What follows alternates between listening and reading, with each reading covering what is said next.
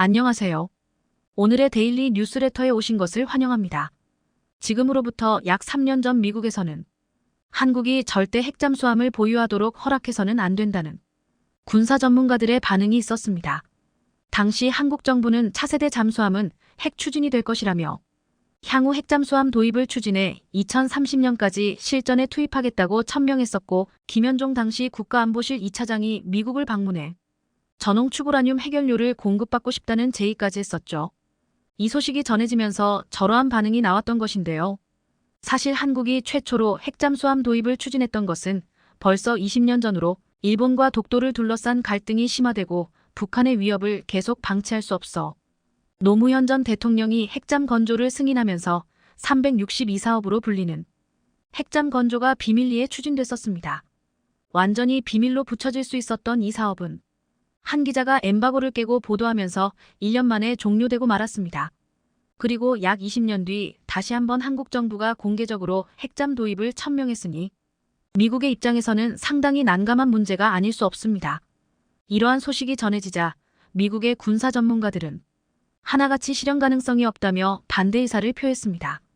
미국 랜드 연구소 R&D 코퍼레이션의 브루스 베넷은 미국이 앞으로도 한국의 핵추진 잠수함 도입을 반대할 것이라며 말을 잘랐고, 주한미군 특전사령부 작전참모 출신 데이비드 맥스웰은 한국은 핵잠수함이 필요하지 않다며 대놓고 반대 의견을 표했습니다. 그런데 많은 이들이 한국은 미국과 체결한 원자력 협정 때문에 고농축 우라늄을 만들 수 없어 핵잠수함을 개발할 수 없다, 또는 핵잠수함은 핵무기를 탑재하기 위해서 만드는 것이다 등등의 반응을 보이는데, 오늘은 이에 대해 이야기하면서 한국이 핵과 관련해 세계 최초로 개발한 기술을 하나 알아볼까 합니다.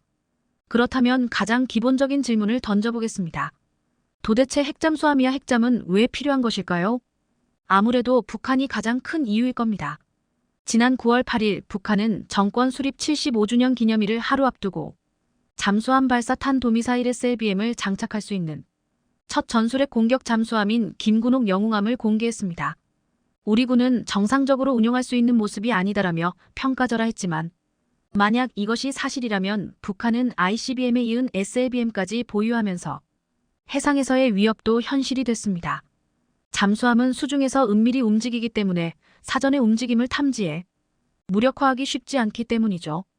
따라서 북한 잠수함을 추적하려면 최소 23배 빠른 속력을 내면서 지속적으로 추적할 수 있는 핵잠이 필요합니다.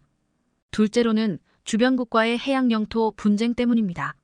현재 일본은 독도를 빌미로 지속적으로 갈등을 조장하고 있고, 중국은 해양경 계획적 문제가 해결되지 않은 가운데 이어도 관할권을 두고 지속적으로 갈등을 유발시키고 있습니다. 현실적으로 어려우므로 비대칭적 전략 수단으로 핵잠을 활용해야 합니다. 그렇다면 한국은 현실적으로 핵잠을 도입할 수 있을까요? 일각에서는 한미원자력 협정 때문에 개발할 수 없다는 의견이 제시됩니다만, 한국은 핵잠 도입이 가능합니다. 왜냐하면 개정된 협정에 따르면 한국은 미국과의 협의를 거쳐 우라늄 235를 20% 미만까지 농축할 수 있습니다. 다만 미국이 핵원료를 공급한다면 이는 오로지 평화적인 목적으로만 사용할 수 있죠. 이를 핵잠과 관련해 살펴볼까요? 핵잠은 핵분열을 통해 발생되는 에너지로 엔진을 가동시키는 잠수함을 의미합니다. 잠수함의 가장 큰 장점은 수면 아래에서 활동해 쉽게 위치를 파악할 수 없는, 보통 디젤 잠수함의 경우 34일에 한 번씩 수면으로 올라와 연료를 공급해야 하므로 레이더에 탐지될 가능성이 있습니다.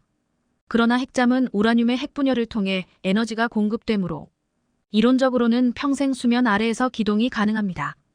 다만 식량 공급이나 승조원들의 안전을 위해 34개월로 한정하고 있죠. 여러 전문가들의 의견처럼 한국의 기술력은 이미 차고도 넘치는 상황이지만, 문제는 연료 수급. 핵잠을 건조하더라도 연료가 수급되지 않으면 핵잠은 고철에 불과하며, 그 원료인 우라늄은 원자력 발전소에서 사용하는 것과는 전혀 다릅니다. 원전용 핵연료는 우라늄 235를 5%로 농축시킨 것이지만, 핵잠에서 사용하는 핵원료는 20% 농축된 우라늄입니다. 이마저도 프랑스가 루비급의 20% 농축 우라늄을 성공시켰기 때문에 가능한 것이지 고고익선입니다. 높을수록 효율이 높으니까요. 프랑스만 20% 농축 우라늄을 사용하고 미국과 소련 등은 핵무기로 전용이 가능한 90% 농축 우라늄을 씁니다. 그러니까 한국은 한미원자력 협정에 어긋나지 않는 범위, 즉 20% 농축 우라늄을 수입해 사용할 수 있습니다. 하지만 한국이 미국산 우라늄을 20%까지 직접 농축할 수도 있지만 농축하는 순간 일본과 중국 등의 반발이 예상돼 사실상 쓸 수 없는 카드입니다. 가장 현실적인 방법은 미국과의 협상을 통해 20% 농축 우라늄을 수입하는 것인데 현재 프랑스에 이 기술이 있습니다. 그러니까 한미원자력 협정은 한국이 미국산 우라늄을 이용하고자 할 때만 협의가 필요한 것이지 미국산이 아닌 다른 국가로부터의 농축 우라늄 수입은 금지되지 않는 겁니다. 다만 핵잠이라는 민감성, 미국에 대한 예의 때문에 미국산 우라늄을 고려하는 것이지 한미원자력 협정에 발목 잡혀 핵잠을 개발하지 못하는 것이 아니라는 뜻입니다. 또 다른 오해 중 하나가 핵잠이 핵무기와 관련된다고 보는 것인데 이 역시 맞지 않습니다. 오히려 둘은 전혀 관계가 없죠. 인류 최초의 핵잠으로 불리는 미국의 USS 노틸러스 USS 노털러스는 핵무기를 탑재하기 위해 만든 것이 아니고 미국과 러시아를 잇는 가장 빠른 바닷길 북극해에서 작전을 위해 건조됐습니다. 즉 핵잠은 잠수함이면서 그 원료가 농축 우라늄일 뿐이고 핵무기는 농축 우라늄 자체를 폭탄으로 만드는 겁니다. 목적이 다른 것이죠. 사실 기술적인 난이도로 보자면 농축 우라늄을 이용 핵잠을 개발했다면 핵무기는 이미 만든 것이나 다름없습니다. 왜냐면 기술적으로 핵무기 상업용 원자로 핵 잠수함 순으로 난이도가 높으니까요. 핵무기는 우라늄 235와 같은 물질을 90% 이상 고농축하면 됩니다. 즉 농축 기술만 가지면 폭탄 개발이 가능한 겁니다. 그 다음 난이도가 상업용 원자로입니다. 원자로는 발전소 가동에 필요한 농축된 우라늄 5%의 핵분열 에너지를 사용하는데 이를 전기로 변환하고 발전소를 안정적으로 가동시키려면 핵폭탄보다 훨씬 더 고난이도의 기술력이 필요합니다. 안전성이 담보되어야 하는데 한국은 벌써 수십 년간 원전을 운영 중입니다. 기술력 끝판왕은 단연 핵잠인데요. 왜냐면 잠수함이라는 좁은 공간에서 승조원의 피폭을 최소화해야 할 뿐 아니라 안전성까지 확보해야 하니까요. 변화무쌍한 해저 환경과 혹시 발생할지도 모르는 교전 상황에서도 정상적으로 원자로를 가동시켜야 하는 만큼 고려해야 할 사항이 너무나 많은 겁니다. 그래서 우리 정부가 작년 9월 공개한 북한의 핵잠이 아닐 수도 있다고 보는 것이고 북한만이 그 답을 알고 있습니다. 이를 바꿔 말하면 혹 한국 정부가 핵잠용 원자로를 개발해 실전에 투입시켰다는 뉴스가 들린다면 한국은 이미 핵폭탄 또는 핵무기 제작 기술을 완성했다고 봐도 됩니다. 그런데 아직 핵무기나 핵폭탄, 핵잠 기술을 개발했다는 뉴스는 없지만 한국원자력연구원이 세계적인 난제로 꼽혀온 방사성 요오드의 누출 및 이동을 99% 이상 차단할 수 있는 천연물질을 세계 최초로 발견했습니다. 보통 방패물이라 불리는 방사성 폐기물은 원전에서 사용하고 남은 핵연료를 일컫습니다. 하지만 이는 방패물의 극히 일부입니다. 방패물은 방사선이 사용되는 모든 곳, 원전은 물론이고 병원, 연구기관, 산업체 등에서도 엄청난 방패물이 나옵니다. 그중 방사선이 약한 것을 저준 위폐기물, 강한 것을 고준 위폐기물이라 부릅니다. 저준 위폐기물은 원전 직원들이 사용하는 작업복, 장갑, 더신 등이 있고 고준 위폐기물은 원자로에 투입했다가 꺼낸 사용 후 핵연료가 있습니다.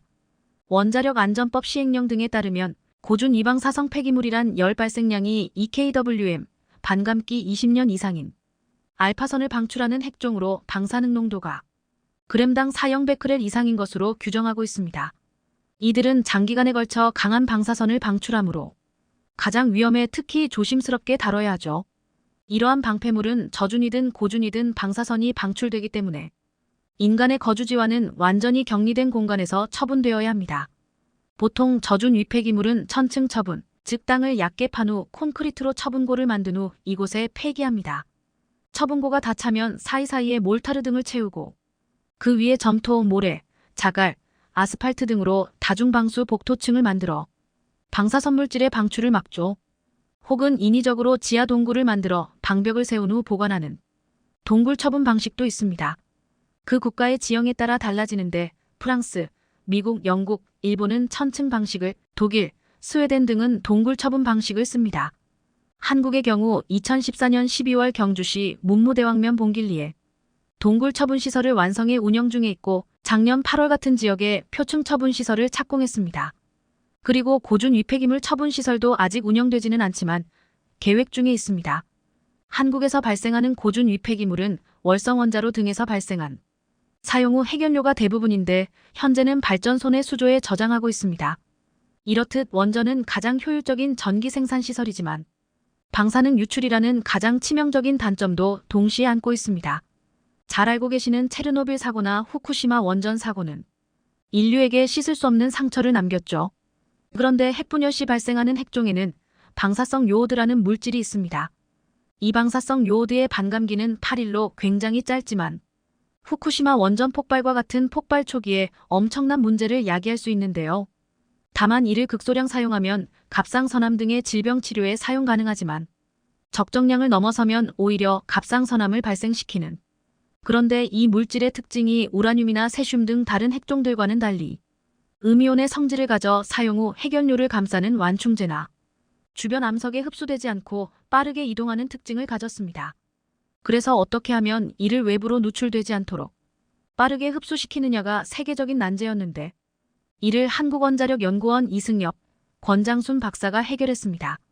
연구팀은 오랜 연구 끝에 방패물을 보관하는 구리용기가 부식되면 구리이온이 만들어지고 이 물질이 지하수의 탄산이온을 만나 천연광물인 공작석의 MALACHITE 자연적으로 생성된다는 사실을 발견했습니다. 그런데 더 놀라운 점은 공작석이 방사성 요오드만 선택 흡수하는 것에서 그치지 않고 더 단단한 광물인 마샤이트 MARSHIT로 재탄생한다는 점입니다.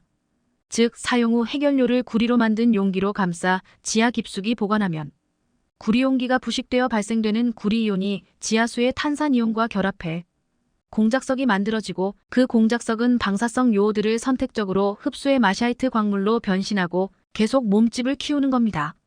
이런 성질 덕분에 공작석을 이용하면 방패물 처분장 밖으로 흘러나가는 방사성 요오드를 99% 이상 영구히 붙잡아 둘 수 있게 되는데요. 이 연구를 잘 활용하면 방패물 처리장 주변에 별다른 기계장치를 설치하지 않고 가장 다루기 어려운 방사성 요오드를 지하에 계속 붙잡아 둘 수 있게 되는 겁니다. 이제 원전에서 방사성 요오드를 선택적으로 제거한 정화 시스템이 만들어질 수 있다는 의미이고 이로써 원전의 안정성이 한층 더 높아질 수 있다는 가능성이 가장 큰 성과라고 볼 수 있는데요. 과연 이 연구 성과는 앞으로 어떤 결과를 가져오게 될까요? 미중 패권 경쟁으로 인해 나락으로 떨어지고 있는 중국이 최근 군사 분야에서도 침울한 분위기를 내비치고 있어 무슨 이유인지 궁금증이 커지고 있습니다. 사실 중국은 어느 누구보다 군함 건조에 열을 올리며 엄청난 자본을 투입하고 있었지만 최근 중국의 강력한 전략 무기로 꼽히던 핵잠수함이 서해 인근에서 침몰했다는 이야기가 전해지며 충격을 안겨줬는데요. 그런데 여기에 더해 한국의 스텔스 잠수함 신기술이 공개되면서 성능이 핵잠수함급이라는 사실이 밝혀지자 중국이 크게 경악했다고 합니다. 반면에 이번에 침몰된 것으로 보이는 중국의 핵잠은 현재 인양 위기에 내몰리며 망신을 당하기 일보 직전이라고 하는데 한국과 중국의 상반된 상황에 대해 자세히 알아보겠습니다. 얼마 전 세계 방산업계를 떠들썩하게 만들었던 한 사건이 있었습니다. 바로 중국 해군의 핵잠이 폭발을 일으켜 침몰해 당시 탑승해 있던 승무원들과 함께 돌연 사라졌다는 소식이었는데요. 하지만 이에 대해 중국 국방부는 루머에 불과하다고 일축하면서 사태가 마무리되는 듯 했으나 중국이 발뺌했던 것과 달리 침몰 사고가 의심되는 93B형 핵잠수함의 인양 작업이 최근 이뤄지고 있다는 이야기가 암암리에 퍼지고 있었습니다.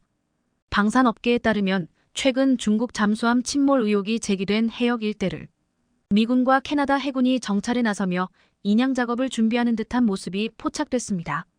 이를 위해 미군 기상 정찰기와 캐나다 해군 대잠 호위함이 투입됐으며 루이지애나에 모항을 두며 미 연안에서 활동하던 미 해군 해양조사함 오션 인터벤션함까지 돌연 나타난 모습이 확인되기도 했습니다. 오션 인터벤션함은 특수목적 함정으로 중국 핵잠 침몰 의혹이 있었던 8월 말 갑자기 일본 해역 근처에서 포착되더니 9월엔 일본 사세보 해군기지에서 기항한 뒤 곧바로 동중국해로 향했습니다. 그런데 출항 당시 오션 인터벤션함에는 컨테이너들이 다수 적재돼 있던 게 포착되면서 동중국해에서 어떤 임무를 수행하기 위한 것이 아니냐는 추측을 불러일으켰는데요. 사실 오션 인터벤션함은 배수량 5,000톤의 대형 해양조사선으로 다른 조사선들과 달리 대형 크레인을 갖추고 있어 심에서 물체를 건져 올릴 수 있는 데다 해저 정찰은 물론 고성능 다중소나 시스템을 통해 수중 물체를 면밀히 파악할 수 있습니다. 여기에 더해 최근 미국은 오션 인터벤션함의 활동을 지원하기 위해 두 척의 공격 원잠도 동중국해에 투입할 것으로 보이는 등 심상치 않은 분위기가 감지되고 있는 상황입니다. 이번에 미군이 투입할 두 척의 공격 원잠 가운데 토피크함은 하이백강이 적용돼 깊은 심도에서 작전을 수행할 수 있는 것으로 전해집니다. 안 그래도 최근 미국에서는 공격 원잠이 부족하다는 이야기가 나오고 있는 가운데 이런 상황에도 불구하고 두 척이나 동시에 동중국해에 전력을 투입했다는 건 어떠한 특수한 임무가 주어진 것으로 보입니다. 이 같은 상황에 다수의 방산 전문가들은 중국이 그토록 부인했던 핵잠 침몰 사고가 실제로 발생했으며 이런 이유로 미국이 중국 핵잠을 인양하기 위해 동중국해에 전력을 투입했다고 보고 있는데요. 그것도 그럴 것이 중국에서도 잠수함 폭발 의혹이 있었을 당시 그 이후에도 줄곧 아니다라고 말로만 부인하고 사실 객관적인 자료는 현재까지 단 하나도 공개하지 않았습니다. 더군다나 칭다오 창정 15호 잠수함 부두에 94명 핵잠이 포착되고 있지만 두 척이 아닌 한 척만 모습을 드러내는 등 동시에 계류하고 있는 자료를 공개하지 않고 있는데요. 만약 핵잠 침몰이 사실이 아니었더라면 중국은 진작에 해당 자료를 대대적으로 공개하며 지금과 같은 의심의 상황을 만들지 않았을 것으로 보입니다. 특히나 이번에 미군이 침몰한 중국 핵잠을 인양한다면 중국에게는 씻을 수 없는 엄청난 망신을 당할 것으로 보이며 이를 통해 중국의 잠수함 자막 능력이 얼마나 최악의 상황인지 현실이 적나라하게 드러날 것으로 보입니다. 그런데 이런 상황에 한국 잠수함과 중국의 잠수함이 크게 비교되고 있다고 하는데요. 사실 애초에 세계 방산 업계에서는 이런저런 객관적인 근거가 없었더라도 중국 잠수함이 실제로 침몰했을 가능성을 높게 봤었습니다. 그것도 그럴 것이 예전부터 중국 잠수함이 결함이 너무 많기로 유명했기 때문입니다. 여기에 더해 중국 잠수함은 성능에 비해 가격이 터무니없이 비싸 가성비도 최악인데다 소리도 커 경운기라는 별명이 붙었을 정도로 여러모로 평가가 좋지 않습니다. 특히나 잠수함은 스크루 등에서 나오는 소음으로 탐지되기 때문에 소음이 크면 치명적인데 중국 잠수함은 이런 기본적인 조건조차 갖추지 않았습니다. 예를 들어 재래식 잠수함의 대표로 꼽히는 독일제 209급은 재래식 잠수함 가운데서도 조용한 것으로 정평이 나 있는데 소음이 10만 110dB 수준입니다. 3000T급 국산 잠수함인 도산 안창호급은 이와 비슷하거나 약간 작은 것으로 알려져 있지만 이와는 달리 중국은 잠수함은 처참한 수준입니다. 실제로 구형 핵추진 잠수함인 중국의 한급 공격용 잠수함은 소음이 이보다 3040dB가량 큰 140dB에 달해 수중경운기라는 별명을 얻을 정도입니다.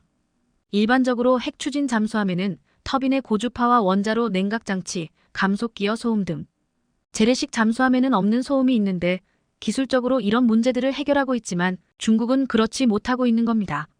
실제로 기술 발전으로 신형 핵추진 잠수함은 소음이 재래식 잠수함과 비슷한 수준으로 낮아졌다는 게 방산 전문가들의 평가입니다. 반면에 한국 잠수함은 소음을 완벽 차단하는 등 중국 잠수함과는 전혀 딴판인데요. 실제로 국내 조선업계 유일이라는 하나오션의 수중음향 연구시설에는 기포로 수상함 선체를 감싸 선내 소음을 차단하는 마스커 에어 시스템이 존재합니다. 이는 바로 적 잠수함의 음향 탐지 가능성을 줄이는 스텔스 기술로 하나오션에 따르면 효과는 수상함에서 화장실 물 내리는 소리를 차단할 정도라고 합니다. 특히나 이런 놀라운 성능을 보이는 장비는 현재 미국만 전력화한 잠수함 최신 기술로 우리 해군에는 2028년쯤 적용될 예정인데요. 음향 수조와 마찬가지로 국내 조선업계 유일이라는 육상시험소에는 수소연료전지 설비가 자리해 있는데 이는 도산 안창호함에 적용돼 기존 디젤 엔진 잠수함보다 잠항 기한을 5배가량 늘린 핵심 기술입니다. 이 기술 덕분에 기존 잠수함이 3일에 한 번 수상으로 모습을 드러내야 했다면 도산 안창호함은 14일 동안 해저에서 연속적인 작전을 할 수 있습니다. 일반적으로 잠수함은 잠항 시간이 길수록 적에게 노출될 위험이 줄어드는 만큼 엄청난 성능으로 꼽힙니다. 이뿐 아니라 한국은 수소연료 전지를 이용한 잠수함 전동화 기술의 경우 도산 안창호함과 일본 소류급이 전 세계에서 가장 큰 3000T 규모 잠수함으로 선두에 있는데요. 이런 상황에 갈수록 연료전지 기술이 발달하고 있는 만큼 앞으로 한국이 만드는 잠수함은 수중작전 시간이 중국에 비교되지 않게 기하급수적으로 더 길어질 것으로 보입니다. 실제로 현재 하나오션의 그룹사인 한화에어로스페이스가 연료 전지를 개발 중이어서 향후 이들 기업들의 시너지 효과가 나타날 것으로 기대되는 상황인데요. 이렇게 되면 잠수함 분야와 관련해 글로벌 초격차 방산 솔루션 시스템이 구축되는 겁니다. 게다가 최근 도산 안창호급 잠수함이 필리핀 잠수함 사업의 잭팟을 노린다는 소식까지 들려오면서 호재가 겹치고 있는데요. 방산업계에 따르면 1조 8천억 원 규모의 필리핀 잠수함 수주전을 벌이고 있는 한화오션에 최근 수주 청신호가 켜졌습니다. 해군전력 현대화 사업을 추진하고 있는 필리핀이 한화오션이 건조한 장보고 3 KSS-3 잠수함에 관심을 보이면서 결과는 정해졌다는 평가가 나오고 있기 때문입니다. 현재 필리핀 정부는 해군전력 현대화 사업인 호라이즌을 추진 중으로 잠수함 2척을 새롭게 도입할 방침입니다. 이번 프로젝트는 한화오션과 함께 프랑스 방산기업인 나발그룹, 스페인의 나반티아의 3파전 양상이었지만 대세는 이미 기울어졌다는 평가입니다. 프랑스 나발그룹과 스페인 나반티아는 전 세계 해군에서 운용 중인 스콜펜급 잠수함과 S-80급 잠수함 건조 능력을 각각 보유하고 있는데요. 아직 필리핀이 요구하는 잠수함의 구체적인 사양이 확정되진 않았지만 필리핀 측이 한화오션이 과거 대우조선해양 시절 설계 건조한 장보고3 잠수함에 엄청난 관심을 보이고 있는 것으로 알려진 만큼 사실상 시간 문제라는 전망입니다. 현재 한화오션은 필리핀의 요구에 따라 장보고3 3000톤급 잠수함에서 파생한 2800톤급 장보고3 PN 잠수함을 제안한 것으로 확인됐습니다. 해당 잠수함은 리튬이온 배터리 등 최첨단 기술을 탑재해 오랜 시간 잠항이 가능하고 여러 미사일을 장착해 땅과 바다, 하늘 모두에서 적을 제압할 수 있는 장점을 지닙니다. 여기에 더해 한화오션은 필리핀 측과 잠수함 유지, 보수와 같은 통합군수 지원에 관한 협상에서도 상당 부분 진전을 이룬 것으로 알려지면서 급물살을 타고 있는데요. 더구나 다수의 방산 전문가조차 한화오션의 수주 가능성이 높다고 점치고 있는 상황입니다. 기술력 측면에서 프랑스 나발그룹과 스페인 나반티아 등 경쟁사보다 기술력에서 우위에 있기 때문으로 실제로 장보고 3P에는 최신 기술을 다 적용했기 때문에 성능 면에서 이를 따라올 수 없습니다. 이렇듯 필리핀 잠수함 수주전에서 한화오션이 최우승자가 될 가능성이 높아지자 최근 일본 언론에서는 자국 조선업계에 엄청난 질타를 했는데요. 얼마 전 일본의 한 군사 전문지 항공만능론 GF는 일본이 해외 방산 시장에서 관심을 끌 수 있는 건 잠수함 시장이 유일하지만 적극적인 액션을 취하지 않았다며 도전하지 않으면 아무것도 시작되지 않는다고 비판했습니다. 매체는 필리핀 잠수함 수주전에서 일본 소류급, 타이게이급은 관심 밖으로 밀려난 지 오래됐다며 가만히 있어도 고객들이 줄을 설 것이라는 일본의 오만함이 이런 상황을 만들었다고 꼬집었습니다. 그러면서 방산 장비의 스펙은 수출을 좌우하는 여러 가지 중 하나의 요인에 불과하다며 해외 수출에 대한 적극성 없이는 아무런 성과를 낼 수 없다고 강조했습니다. 다시 말해서 일본의 이런 반응은 한국의 경우 세계 방산 시장에서 엄청난 존재감을 드러내고 있음에도 불구하고 수주전 하나하나마다 치열한 경쟁을 벌이는 등 이를 본받아야 한다는 따끔한 지적으로 보입니다. 과거 한국은 아무런 기술도 없이 맨손으로 정비기술과 노하우를 익히고 발전에 발전을 거듭해 오늘날 명실상부 잠수함 수출국으로 발돋움했는데요. 세계를 제패하는 한국 방산의 저력이 새삼스럽게 위대해 보입니다. 전투기용 AESA 레이더를 독자 개발한다고 선언했을 때 대한민국이 들어야 했던 말입니다. 심지어 미국이 AESA 레이더 핵심 기술 이전을 거부하자 국내 일부 언론에서조차 KF-21 자체 생산을 중단해야 한다고 보도했는데요. 이유는 아주 간단했습니다. 미국도 거절한 마당에 다른 어떤 나라도 AESA 레이더들 수출해줄 리 없으니 레이더도 없는 깡통 전투기들 만들 게 아니라면 KF-21을 개발할 필요가 없다는 것이었습니다. 대한민국이 독자적으로 AESA 레이더를 개발할 수 있으리라고는 애초에 염두조차 하지 않았던 건데요. 그러나 결국 대한민국은 해냈습니다. 최근 KF-21이 잠정 전투용 적합 판정을 획득하면서 탑재된 국산 AESA 레이더도 같은 판정을 획득했는데요. 쉽게 말하면 모두가 불가능이라 했던 AESA 레이더들. 오로지 독자 기술만으로 실전 레벨의 성능으로 개발하는 데 성공했다는 것입니다. 게다가 여기서 끝이 아닙니다. 대한민국은 KF-21로 AESA 레이더의 원천 기술을 확보했고 이를 발전시켜 소형화하는 데까지 성공했는데요. 드디어 FA-50용 AESA 레이더를 개발하는 데도 성공한 것입니다. 그리고 이 덕에 대한민국의 AESA 레이더는 KF-21에 앞서 FA-50에 먼저 탑재되어 전 세계 무대를 공략하게 되었는데요. 그래서 준비했습니다. 오늘은 소형 전투기 계열의 새 지평을 열어버린 FA-50의 초진화에 대해 알려드리겠습니다. 지금은 전 세계 전투기 시장에서 가장 주목받고 있는 FA-50이지만 모체인 T-50이 처음 개발되었을 때만 해도 수출 포지션이 굉장히 애매했습니다. 오죽하면 KAI조차 T-50은 20년간 천덕꾸러기 신세였다라며 자주할 정도인데요. T-50은 F-16으로의 기종 전환을 염두에 둔 고등훈련기였기에 디지털 비행 제어 시스템과 현대식 조종석 등 고성능 기능을 갖추고 있었지만 이로 인해 가격이 상당히 높은 편이었습니다. 게다가 아직 기술력이 입증되지 않은 대한민국이 그것도 처음으로 만든 초음속 고등훈련기라는 꼬리표 때문에 기술 수준에 대한 의심도 있었는데요. 이 두 문제가 결합하여 국제방산 시장에서 두각을 드러내지 못했던 것입니다. 오죽하면 미 공군의 차세대 고등훈련기를 선정하는 TX 프로그램에서도 월등한 성능을 갖추고 있음에도 가격 경쟁에서 밀려 보잉 사부의 T7에 패배했을 정도인데요.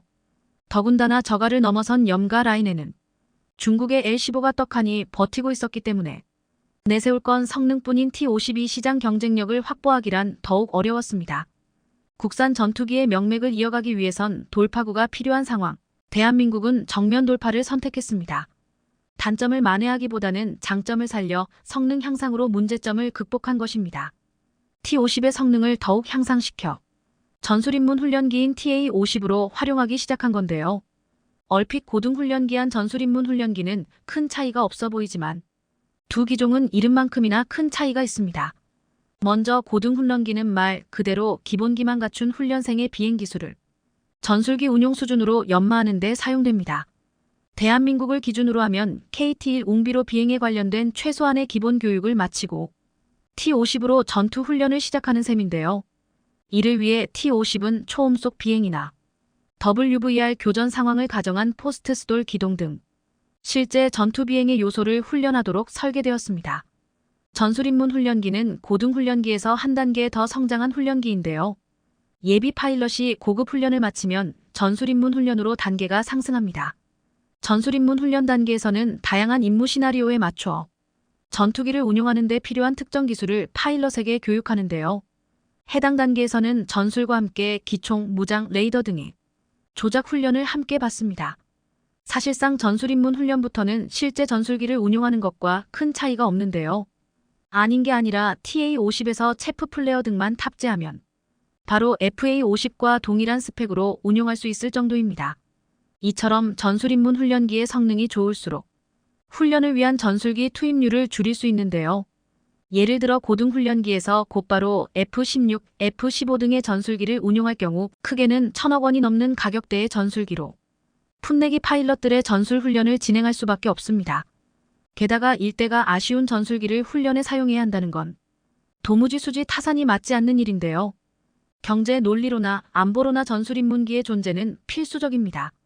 실제로 대한민국은 TA-50을 도입한 이후 KF-16 파일럿 양성을 위한 전체 훈련 기간이 3주나 단축되었고 KF-16 자체를 이용한 훈련 소요는 기존 27주에서 8주로 무려 19주나 줄어들었습니다. 이뿐만이 아닌데요.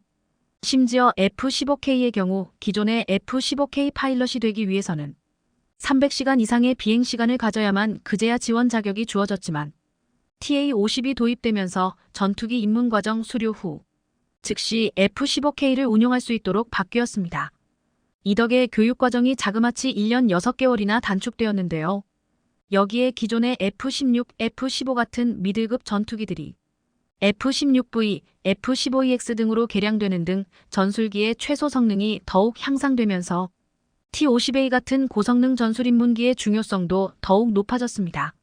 그리고 TA-50의 성공으로 덩달아 FA-50의 진가도 전 세계에 알려지기 시작했는데요. 일례로 필리핀은 FA-50PH를 도입하면서 주력기로 삼았고 거의 10년 동안 전용 전투기가 없었던 필리핀 공군의 핵심 전력이 되었습니다.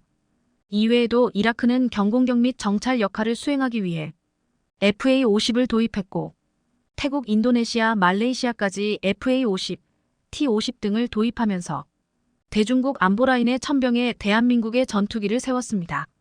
이제 FA-52 훈련기의 한계를 넘어 전투기로까지 활동 영역을 넓혀가고 있는 건데요.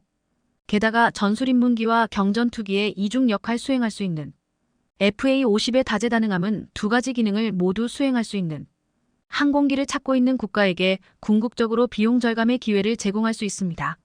쉽게 말하면 효율이 높다는 건데요. FA-50은 현대 군사 능력과 예산 제약의 균형을 맞춰야 하는 국가에 비용 효율적인 솔루션으로 기존의 다목적 전투기보다 상대적으로 저렴한 비용으로 고급 기능과 성능을 제공할 수 있습니다. 하지만 여기서 끝이 아닙니다. FA-50은 지금에 만족하지 않고 한 단계 더 진화를 꿈꾸고 있습니다. 일명 FA-50 블라크 20인데요. 그 시작이 바로 FA-50 전용 소형화 AESA 레이더입니다. 남다른 고평가를 받는 FA-50이지만 사실 그동안 기계식 레이더, 공중급류 불가능 등으로 인한 한계점도 뚜렷했습니다. FA-50은 F-16과 같은 다른 항공기에 비해 페이로드 용량이 적어 전투에 투입할 수 있는 무기의 양과 종류가 제한되었고 이로 인해 특정 시나리오에서 작전 효율성이 떨어졌습니다. 하지만 FA-50 블라크 20에서는 이 문제점을 극복하는 데 성공했습니다. 오른쪽 주익과 동체가 연결되는 부분에 공중급류 시스템을 장착하면서 페이로드의 한계를 완벽하게 해결한 건데요. 현대 항공기 공중급류 방식은 크게 플라잉 붐과 프로브 앤 드로그로 나뉩니다. 이 중에서 FA-50 블라크 20은 프로브 앤 드로그 방식을 채택했는데요. 금유호스 끝에 배드민턴 셔틀콕처럼 생긴 드로그를 장착해 항공유를 주입하는 방식입니다. 반대로 금유를 받는 입장에서는 프로브라는 장비를 장착해야 하기에 프로브 앤 드로그라고 불리는 건데요. 프로브 앤 드로그는 금유 체계가 매우 간단해 전용 공중급류기를 따로 개발하거나 도입하지 않아도 공중급류가 가능합니다. 앞서 FA-52 군사 능력과 예산 제약 사이에서 균형을 맞춰야 하는 나라를 주요 타겟으로 삼는다는 걸 떠올리면 왜 프로브 앤 드로그를 선택했는지 짐작할 수 있으실 겁니다. 또한 프로브 앤 드로그는 같은 전투기끼리 버디 투 버디 방식으로 공중급류도 가능한데요. 이쯤만 해도 이미 경전투기로서 더할 나위 없는 성능이지만 FA-50 블라크 20의 진화는 여기서 끝나지 않았습니다. 마침내 대한민국이 FA-50 블라크 20 전용 AESA 레이더인 ESR-500을 개발하면서 아예 가치의 수준이 달라졌습니다. AESA 레이더는 하나의 대형 안테나를 사용하여 집중된 전파를 내보내던 기존의 레이더 시스템과 달리 각각 자체 송수신이 가능한 수백, 수천 개의 소형 안테나를 사용하는데요. 각 송수신 모듈은 서로 독립적으로 작동하여 자체적으로 신호를 방출하고 리턴 신호를 수신합니다. 이 덕에 기존 레이더 시스템에 비해 여러 표적을 동시에 추적할 수 있다는 게 장점인데요. 심지어 표적 업데이트 속도 또한 대단히 빠릅니다. 또한적 입장에서 더 넓은 범위의 주파수에 신호를 퍼뜨릴 수 있어서 탐지를 방해하거나 레이더에 간섭하는 게 상당히 어려운데요. 게다가 작동 수명이 길고 유지관리 요구사항도 낮습니다. 오죽하면 AESA 레이더를 탑재하는 것만으로도 기계식 레이더를 탑재한 전투기에 비해 최소 34배 이상의 전투력 상승이 이루어집니다. 딱 봐도 여간 어려운 기술이 아님을 짐작해 볼 수 있는데요. 예를 들어 미국의 F-35에 탑재된 AN/APG-81 레이더 시스템은 가장 진보된 AESA 레이더 시스템 중 하나로 미국을 단숨에 AESA 레이더 시장의 글로벌 리더로 올려놓았습니다. 그러니 사실 미국이 협상 막판에 가서야 AESA 레이더 핵심 기술 이전을 거부한 것도 어찌 보면 당연한 일이었습니다. 하지만 결론적으로 미국의 기술 이전 거부는 대한민국에게 추진력을 얻기 위한 발판이 되었는데요. 철치부심한 대한민국은 미국이 30년에 걸쳐 얻어냈던 성과를 단 7년 만에 획득하는 데 성공했습니다. FA-50 블라크 20에 탑재 예정인 ESR-500은 약 500개의 송수신 채널을 탑재했는데요. 작고 가벼운 공랭식 X밴드 안테나를 사용해 신뢰성과 함께 생존 가능성을 확보할 수 있었습니다. 또한 효율 높은 전천후 멀티롤 기체를 추구하는 FA-50답게 공중은 물론 지상 해상 표적에 대한 탐지 및 추적 능력 등 다양한 운용 모드를 갖추고 있는데요. 또한 FA-50 전용 레이더이기 때문에 효율적인 유지관리와 업그레이드에도 굉장히 용이합니다. 한 가지 아쉬운 게 있다면 개발 일정과 시기가 맞아떨어지지 않아서 폴란드분 FA-50에는 국산 ESR-500어가 아니라 미국 레이시온의 팬텀 스트라이크가 탑재된다는 건데요. 그러나 이를 바꿔 말하면 ESR 500어가 최소 팬텀 스트라이크와 동급이거나 그 이상의 성능을 보유했다는 방증입니다. 그게 아니라면 까다롭기로 정평이 나 있는 미국과 레이시온이 FA50에 자국의 AESA 레이더를 탑재하는 걸 허락했을 리 없는데요. 이제 FA50은 단순히 경전투기가 아니라 F-16에 준하는 엄연한 미들급 전투기로 거듭나고 있습니다. 지금 우리 국민의 관심은 온통 KF-21에 쓸려 있지만 실제 방산 시장에서는 FA-52, KF-21을 위한 활주로를 반듯하게 닦아놓고 있는데요. 전 세계 전술기 시장에서 앞으로도 대한민국이 승승장구하길 바랍니다. KF-21에 심각한 결함이 있다는 주장이 제기됐습니다. 지난해 7월 처음 하늘로 날맘 오른 후 KF-21은 순조로운 시험 비행을 계속하고 있습니다. 그런데 느닷없이 무장 성능에 결함이 있는 것 아니냐는 의혹이 튀어나온 것입니다. 처음 실물이 공개됐을 때부터 국외는 물론 국내에서도 KF-21은 근거 없는 비판과 비난에 시달려야 했습니다. 하지만 최근에는 비행 중 미사일 무장분리 시험도 성공했던 터라 이런 의혹 제기는 다소 황당하기까지 합니다. 한편 이보다 더 황당한 일도 발생했는데요. 끈질기게 분담금을 미납하며 눈치만 보던 인도네시아가 KF-21의 시험 비행이 성공 가도를 달리자 슬그머니 분담금의 일부를 지급한 것입니다.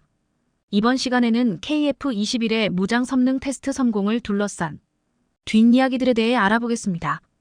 KF-21이 난데없이 무장 성능에 결함이 있다는 의혹이 제기됐습니다. 실패 한 번 없이 순조롭게 시험 비행을 계속하고 있는 가운데 나온 의혹이라 해외 네티즌들 사이에서는 잠시 갑론을박이 벌어지기도 했습니다. 그도 그럴 것이 최근 국산 4.5세대 전투기 KF-21이 단거리 공대공 미사일 분리 테스트에 성공했기 때문입니다. 지난 5일 남해 상공매서 KF-21CJ 2호기는 비행 중 AIM-2000 단거리 공대공 미사일 분리 시험을 실시했고 시험은 아무 탈 없이 순조롭게 끝이 났습니다.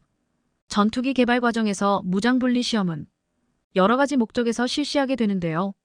무장 운용 시 항공전자 시스템이 정상 작동하는지 확인하며 미사일 등의 무장을 분리할 때 생길 수 있는 기체의 구조와 엔진 공기역학적 특성의 변화 등을 체크해 안전성을 점검하게 됩니다.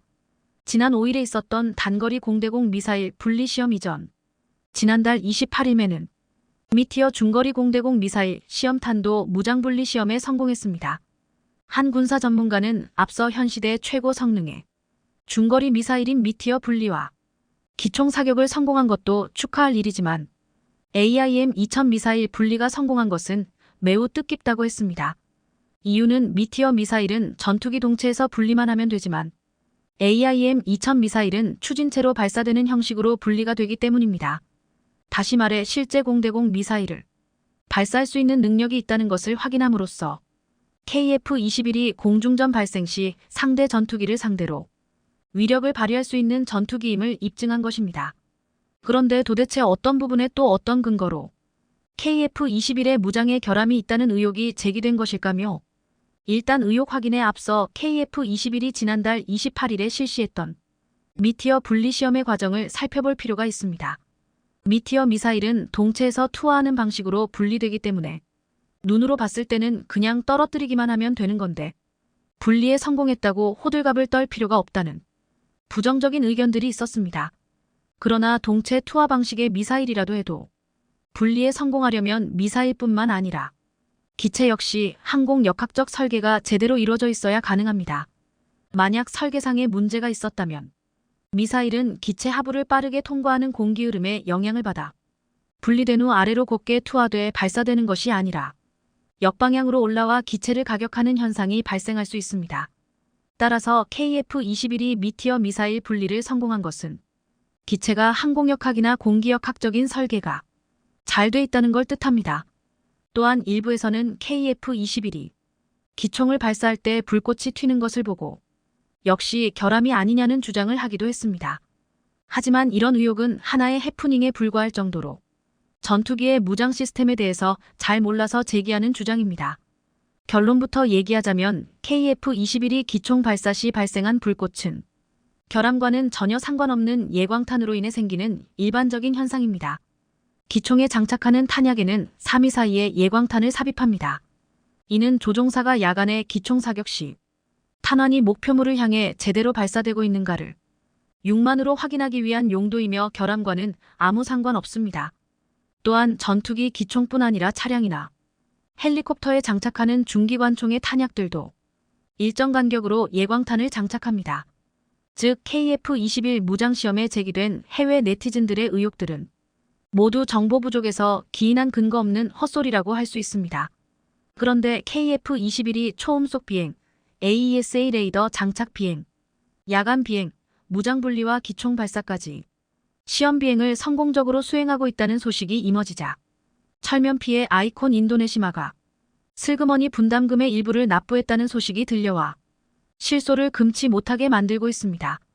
인도네시마는 그동안 공동개발이라는 이름이 무색하게 개발 과정에 기여하는 부분 하나 없고 분담금도 미납하면서 한쪽 발만 간신히 걸친 채 눈치만 보고 있었던 셈인데요. 계속 분담금 납입이 지연되면 인도네시마와의 공동개발이 무산될 수도 있는 상황이었습니다. 하지만 KF-21의 시험 비행이 순조롭게 진행되는 걸 확인하자 지난해 11월에 93억 원을 납부하고 지난 2월에 400억 원을 남부했습니다. 인도네시마는 KF-21 개발에 투입되는 8조 8영억 원 중 20%에 해당하는 1조 6영억 원을 2016년부터 2026년까지 완납하기로 대한민국과 계약을 맺었습니다. 인도네시아가 해당 기간 동안 분담금을 완납하면 대한민국은 KF-21 시제기 일대를 인도함과 동시에 개발에 관련된 기술과 자료를 이전하며 KF-21 48대를 인도네시아 현지에서 생산하는 것이 당초의 계획이었습니다. 그러나 인도네시아는 이 272억 원을 납부한 뒤 4년 동안 2019년 1월 이후에는 단 한 푼의 분담금도 내지 않다가 지난해와 올해 분담금의 일부를 찔끔 납부한 것은 자신들이 아직 KF-21 개발 사업에서 발을 완전히 빼지 않고 있다는 일종의 치졸하기 짝이 없는 퍼포먼스라고 봐야 할 것 같습니다. 하지만 현재 상황이 조금 심상치 않게 돌아가고 있다는 정황이 포착되고 있습니다.